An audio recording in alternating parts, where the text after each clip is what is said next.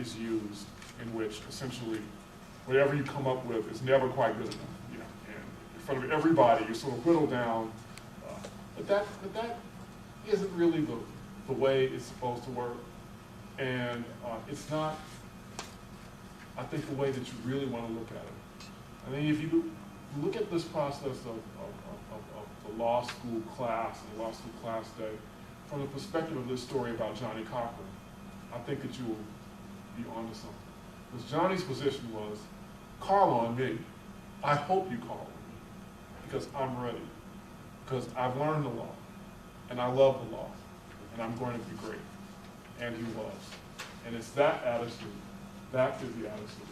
And I think that you all, particularly at this stage as you're making your decisions about coming in, that you want to bring a degree of security and a degree of confidence to at least being able to express what it is that you have learned and that you will get better and that you will be great. And if those certain number of spots are filled by any person of color and that excludes black people, then that's when we are starting, that's when we're hurt. And I think we need to make sure that schools are really just, you know, they don't have quotas. They don't have quotas and give everybody who should be in that space, if they give them an opportunity and they're a person of color. I mean, I think, you know, it's helpful to everybody. But I mean, the only time the broad definition of diversity hurts African Americans is when there's a set number of spaces for people of color and they don't care what that color is. As long as there's no set number of spaces and we all get a shot, I think that's the ideal, and that's the American dream, the so-called American dream. If it were to be just a certain number of slots, then I think that would help ease that problem. I think that in the context of law school, with the broadening of the idea of diversity, I think it makes it all important that you form coalitions. I know at my law school, ALSA, BALSA, HALSA, I mean, that's the Asian American, the Hispanic, and then Black. We all just kind of do everything together. We all join each other's organizations. We all do that. And so it brings somewhat of a little bit of pressure to the administration. And I guess the flip side of that is, although I feel like diversity is broadening, I also feel like because of case law, a majority of the cases that you're going to deal with in law school are going to go back to this black plaintiff against the United States, against the white plaintiff, and your white peers at your schools are still going to look to that one black person in the class.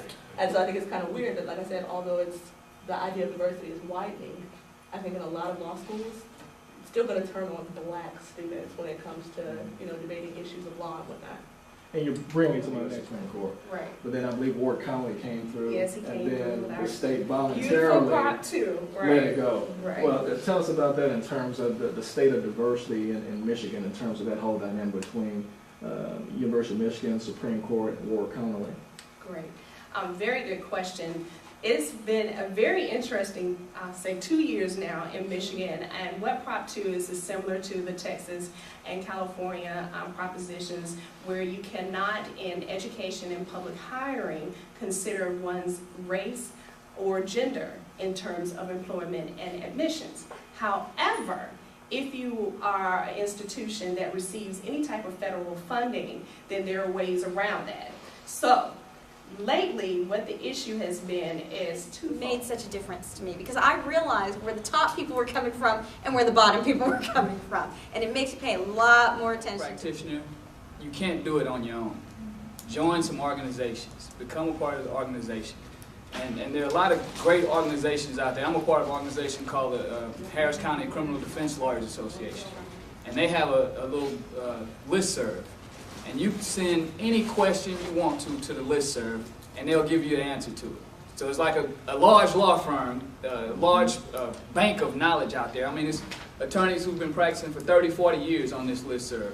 And I can send them any question I have. I mean, and it could be something simple. They have that skill set. Then if they have a 130 and if they have a 2.5, would that be fair to say? Mm-hmm. Now, when most law schools get more applications than they do then they do space in their class. So you're not only trying to show us the best of who you are, but you're also competing with other people who are trying to show us the best of who they are.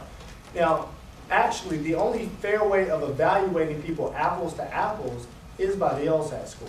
That's the only thing that's statistically the same for every applicant's file. You'll have different undergrads, you'll have different majors, you'll have, different socioeconomic backgrounds and different intentions of why you want to go to law school. But the only thing that's consistent is your LSAT score.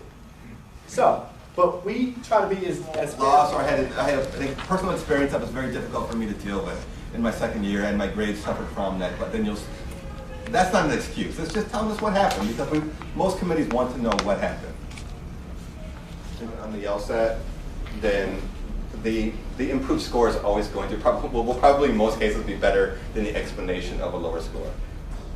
So if you believe that you can improve your performance on the test, then I would say that your best bet is to retake the test again, because there's just your admission to law school is at stake. Balance, keeping your life, your personal life in balance with academic pressures and having to compete with students who are 22 right out of college and can do this full time and hang out in the library for as long as they like, that does add a different pressure. Well, yeah.